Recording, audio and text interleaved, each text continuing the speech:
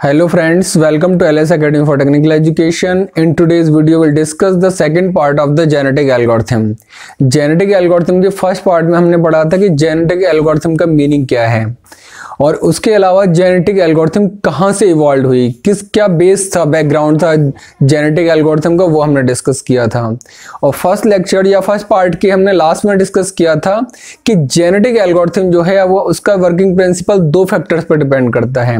पहला फैक्टर है जेनेटिक्स और दूसरा फैक्टर है इवोल्यूशन। सिर्फ हमने आपको इनका बेसिक के बारे में बताया था कि दो फैक्टर्स हैं, जेनेटिक्स और इवैल्यूएशन। आज की वीडियो का जो हम स्टार्ट करेंगे पार्ट 2 का, वो इनके बारे में डिटेल में जानेंगे कि जो जेनेटिक एल्गोरिथम का जो वर्किंग प्रिंसिपल दो पॉइंट पर बेस्ड है, दो कंसेप्ट के ऊपर बेस्ड है, जेनेटिक्स और इवोल्यूशन। ये हैं क्या, इनके अंदर क्या क्या फैक्टर्स हैं जो आपके इन्वॉल्व रहते हैं, जो हम इन्हें जेनेटिक एल्गोरिथम में यूज करेंगे। तो सबसे पहले हम इनका जो, क्योंकि जेनेटिक एल्गोरिथम ने क्या बताया था, जेनेटिक एल्गोरिथम आपकी जो डिपेंड करती है वो इन बायोलॉजिकल प्रोसेसेस पर डिपेंड करती है, दोनों जो बायोलॉजिकल प्रोसेसेस हैं। तो अभी हम जो इस वीडियो में सबसे पहले जानेंगे वो इन बायोलॉजिकल प्रोसेसेस के बारे में जानेंगे और उसके बाद इनका जो कैसे यूज किया जाएगा हमारे मैथमेटिकल प्रॉब्लम्स के सॉल्यूशन में, वो हम अगले वीडियो में डिस्कस करेंगे। फिलहाल हम क्या जान रहे हैं कि ये जो दो पॉइंट्स हैं आपके, कौन कौन से, जेनेटिक्स और इवैल्यूएशन, इनका बायोलॉजिकल हर टर्म जो यूज की जाएगी उस बायोलॉजिकल टर्म का मीनिंग क्या है। ठीक है, so this is only from the biological point of view. अभी हम इसके बायोलॉजिकल एस्पेक्ट को डिटेल में जानने की कोशिश कर रहे हैं। तो स्टार्ट करते हैं सबसे पहले जेनेटिक्स से। So now we will first discuss in detail about the genetics, कि जेनेटिक्स के अंदर क्या क्या चीजें हमारी जो बायोलॉजिकल प्रोसेसेस में यूज होंगी। तो जेनेटिक्स में जो सबसे पहली टर्म आती है वो आती है सेल। सेल क्या है? बिकॉज सेल क्या है? Cells are the basic building blocks in the living body. जितनी भी लिविंग बॉडीज हैं, चाहे वो एनिमल हो, चाहे आपका ह्यूमन बीइंग हो, या और कोई लिविंग बॉडी हो, सब में जो बेसिक बिल्डिंग ब्लॉक है वो क्या है? सेल्स है। सेल्स मीन्स कोशिका। अगर आपने बायोलॉजी में पढ़ा होगा, आपकी कोशिका टर्मिनोलॉजी यूज होती है। कोशिका या सेल आपकी बताती है कि वो बेसिक बिल्डिंग ब्लॉक है किसी भी ह्यूमन बीइंग का। अब ये सेल क्या होता है, सेल के अंदर क्या होता है? तो एक सेल है सेम सेट ऑफ क्रोमोसोम्स। हर सेल के अंदर सेम सेट ऑफ क्रोमोसोम्स होते हैं। क्रोमोसोम्स कितने होंगे? अगर ह्यूमन बीइंग है तो 46 क्रोमोसोम्स होंगे।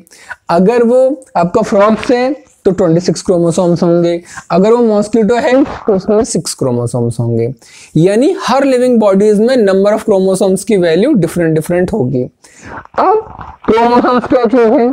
हमने कहा कि सेल्स किसका कलेक्शन है? सेल्स में क्रोमोसोम्स होते हैं। क्रोमोसोम्स किससे बने होते हैं?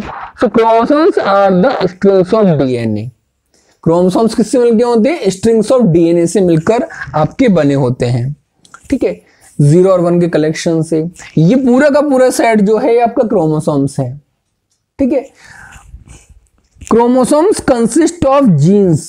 क्रोमोसोम्स के अंदर ये जो वैल्यूज है ये आपकी क्या है? डिफरेंट डिफरेंट वैल्यूज जो आपके अलग अलग आपको ये दिखाई दे रहे हैं, they are called the genes. Chromosomes consist of jeans.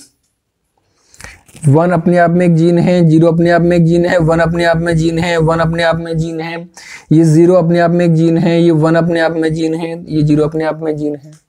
ठीक है, तो क्रोमोसोम्स किसका कलेक्शन है? Chromosomes is a collection of genes. अब ये जीन्स क्या चीज है? Genes are the blocks of DNA. ये जो डीएनए है उनके जो ब्लॉक हैं उनको हम क्या कहते हैं? जीन्स कहते हैं। ठीक है, so genes are the blocks of DNA. अगर ये वैल्यू 0 है, अगर जो वैल्यू 0 है वो किस ब्लॉक के अंदर है? इस ब्लॉक के अंदर। तो ये पूरा का पूरा ब्लॉक क्या कहलाएगा? आपका जीन कहलाएगा। उस ब्लॉक के अंदर जो भी वैल्यू है और पूरा ब्लॉक वो अपने आप में क्या कहलाएगा? जीन कहलाएगा। ठीक है, अब इस जीन की वैल्यू को अगर आप चेंज कर देते हो तो वो आपकी क्या कहलाती है? एली कहलाती है। Allele is the variant forms of a gene. मान लीजिए एक ह्यूमन बीइंग है, जब उसके चिल्ड्रंस होंगे तो उसमें ज्यादातर जीन्स उसकी एज इट इज जाती हैं, लेकिन जैसे जैसे उसकी एज बढ़ती है वैसे वैसे उसके कुछ जीन्स में चेंजेस आते हैं। ठीक है, वो जो चेंजेस होंगे वो क्या कहलाएंगे, आपके एली कहलाएंगे, क्योंकि सेम सारे के सारे जीन्स उसकी चिल्ड्रन में नहीं जा सकते। अगर सेम सारे के सारे जीन्स जाएंगे then it will create the same human being, but maximum genes जाते हैं, और जो जाते हैं वो भी टाइम के साथ जैसे जैसे उसकी एज बढ़ेगी वैसे वैसे उसमें चेंजेस आ जाते हैं, वेरिएंट क्रिएट हो जाता है जो ओरिजिनल जीन था उसका, और वो आपका क्या कहलाता है, वो कहलाता है एली कहलाता है।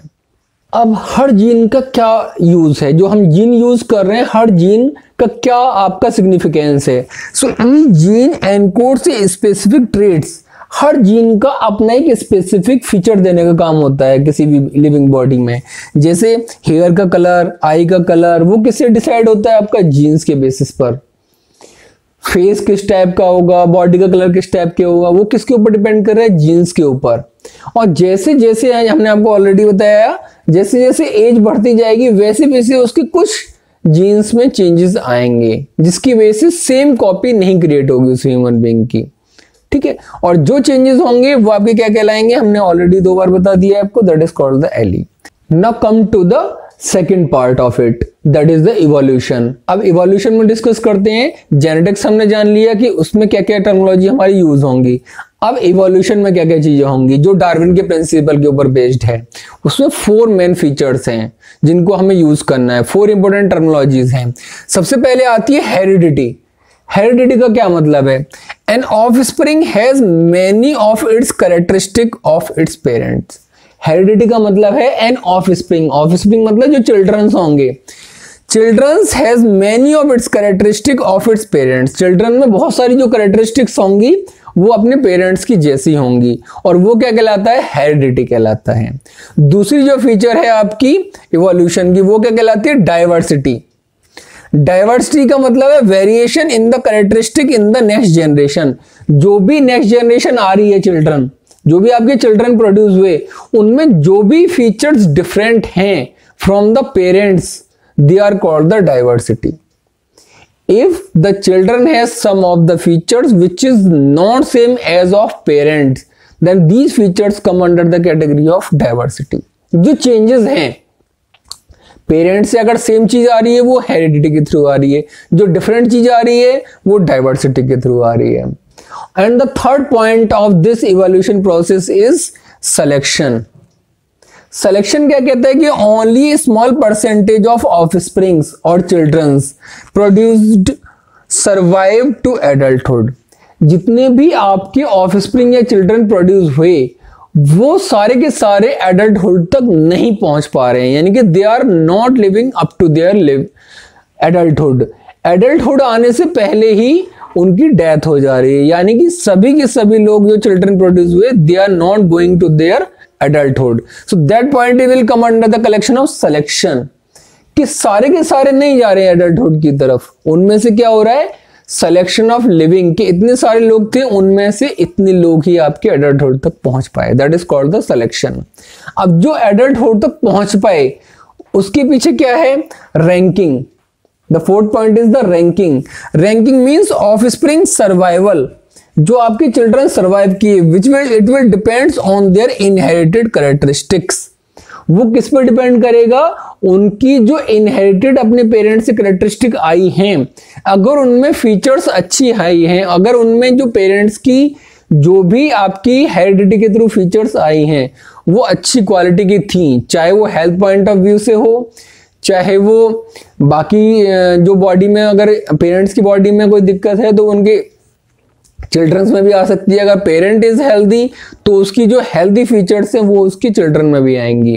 तो रैंकिंग क्या कहता है, रैंकिंग कहता है कि जो आपकी हेरिडिटी आ रही है चिल्ड्रंस में, अगर वो अच्छी क्वालिटी की है तो वो चिल्ड्रन सर्वाइव करेंगे up to their adulthood and later on also, ठीक है। सो ऑफस्प्रिंग सर्वाइवल, जो चिल्ड्रंस का सर्वाइवल है वो किस पर डिपेंड कर रहा है, ऑन देयर इनहेरिटेड कैरेक्टरिस्टिक्स, उनकी इनहेरिटेड कैरेक्टरिस्टिक्स पे डिपेंड कर रहा है कि उनके पेरेंट्स कैसे थे। That is called the survival of the best, या भी कैसे हैं सर्वाइवल ऑफ द फिटेस्ट, जो आपका डार्विन के प्रिंसिपल में आता है कि सारे लोग अपने एडल्टहुड तक नहीं पहुंच पा रहे, जो पहुंच पा रहे हैं उसके पीछे क्या रीजन है, रैंकिंग का, सर्वाइवल ऑफ द बेस्ट, कि अगर उनमें हेरिटेड फीचर्स अच्छी हैं then they can survive, otherwise they will not survive. तो ये 4 प्रिंसिपल है। हेरिडिटी का मतलब क्या है? जो सेम फीचर कैरी होती हैं। डाइवर्सिटी का मतलब जो डिफरेंट फीचर्स कैरी करके लाया children.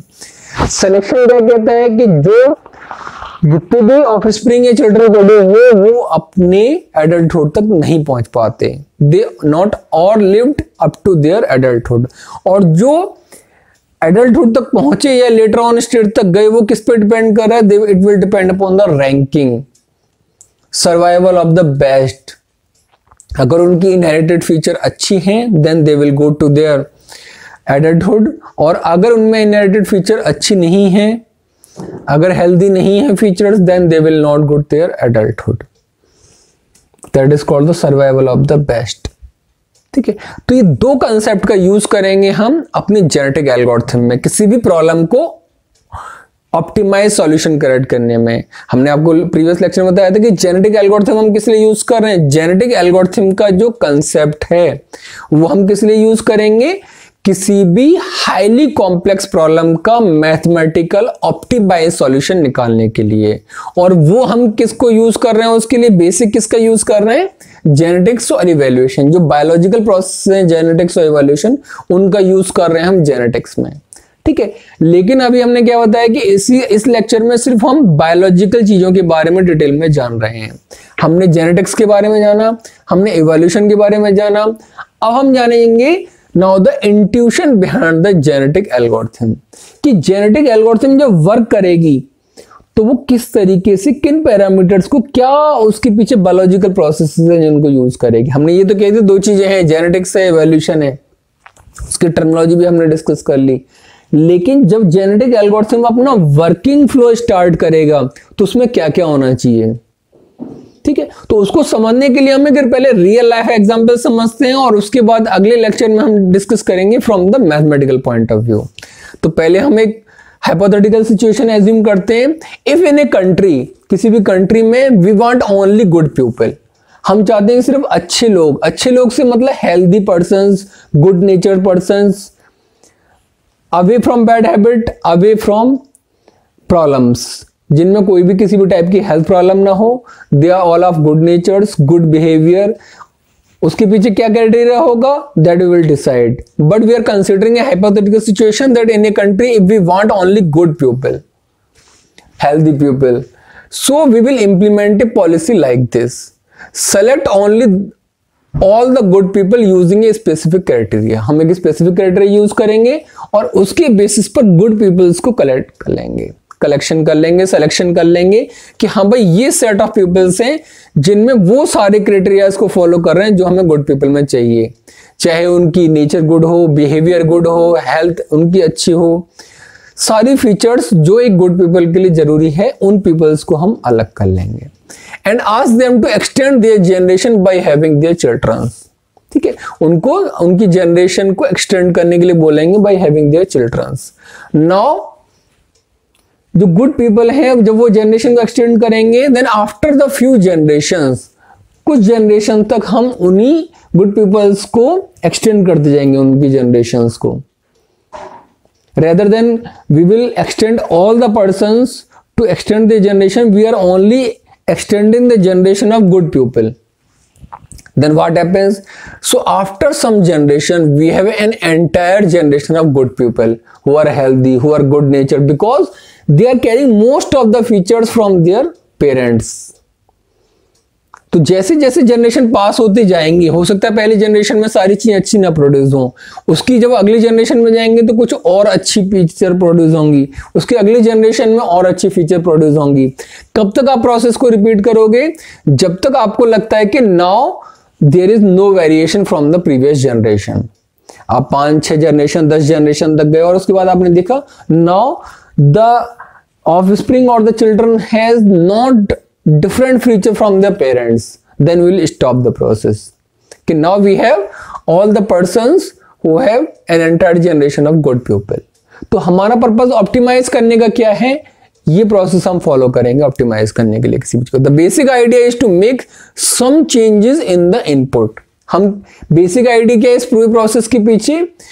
To make some changes in the input. Input का मतलब पॉपुलेशन में चेंजेस करें such that we get better output, it means better country, जिससे कि हमें एक बेटर आउटपुट या बेटर कंट्री मिले। तो ये ओवरऑल प्रोसेस आपका genetic algorithm highly complex mathematical problem जिनका सॉल्यूशन पॉसिबल नहीं है या काफी कॉम्प्लेक्स है, काफी लेंदी है, उनके सॉल्यूशन क्रिएट करने के लिए यूज करती है। जेनेटिक्स प्लस इवोल्यूशन दोनों यूज करके जो वर्क फ्लो होगा वो इस तरीके से होगा कि पहले आप कुछ अच्छे सॉल्यूशंस को कलेक्ट करेंगे, उन अच्छे सॉल्यूशंस में हम क्या करेंगे, फिर उनके जनरेशन को एक्सटेंड करेंगे, कुछ जनरेशन सेम स्टेप रिपीट करेंगे, then after that we will get the optimized solution for a given problem. ठीक है, तो ये आपका पूरा प्रोसेस यूज किया जाएगा जेनेटिक एल्गोरिथम के थ्रू। अभी हमने बायोलॉजिकल पॉइंट ऑफ व्यू से इसको स्टडी किया है। ठीक है, अब हम जेनेटिक एल्गोरिथम की एक डेफिनेशन हमने आपको लास्ट लेक्चर में बताई थी, उसी डेफिनेशन की एक दूसरी डेफिनेशन अब हम पढ़ते हैं कि जेनेटिक एल्गोरिथम है क्या। First, one definition we have already discussed in the part 1 of this lecture. That is, a genetic algorithm is an optimization technique. Genetic algorithm क्या एक optimization technique है, which tries to find out such values of input, जो try करती है find out करने के लिए ऐसी values of input की, so that we get the best output value और the result, जिससे कि हमें input की ऐसी value choose करती है, ऐसी गुड वैल्यूज चूज करते हैं जिससे कि हमें जो आउटपुट मिले वो क्या मिले, अच्छा आउटपुट मिले, बेस्ट आउटपुट मिले, ऑप्टिमाइज आउटपुट मिले, रिजल्ट मिले फॉर हाईली कॉम्प्लेक्स प्रॉब्लम्स। और कैसे मिलेगा, by simulating the biological processes. कौन से biological processes, genetics and evolution. तो जेनेटिक्स एल्गोरिथम क्या कर रही है, जो बायोलॉजिकल प्रोसेसेस हैं उनको मैथमेटिकल प्रॉब्लम के सॉल्यूशन में मॉडल कर रही है या सिमुलेट कर रही है कि इन प्रोसेस से, अगर ही बायोलॉजिकल प्रोसेसेस से अगर आप किसी भी जनरेशन को ऑप्टिमाइज कर सकते हैं तो नेचुरली आप किसी भी मैथमेटिकल प्रॉब्लम का सॉल्यूशन भी क्रिएट कर सकते हैं जो कि ऑप्टिमाइज होगा। तो आई होप आप लोगों को ये बायोलॉजिकल पॉइंट ऑफ व्यू से जो हम प्रोसेस यूज करेंगे जेनेटिक एल्गोरिथम्स में, वो आपको बेसिक आइडिया और लगा होगा from the previous lecture. Next lecture में हम इसको पढ़ेंगे from the point of view of mathematical foundation. Mathematically अभी हमने बायोलॉजिकली इस चीज को डिस्कस किया है क्या होगा। Now in the flow chart of genetic algorithm we will know it from the point of view of mathematical problems, कि जब हम मैथमेटिकल प्रॉब्लम्स में इसका यूज करेंगे तो क्या फ्लो ऑफ इंफॉर्मेशन हमें करना होगा जिससे कि हमें बेस्ट सॉल्यूशन मिले। आई होप आप लोगों को आइडिया लग गया होगा किस तरीके से हमने डिस्कस किया है। If you have any doubt, you can ask in the comment section. Thank you so much.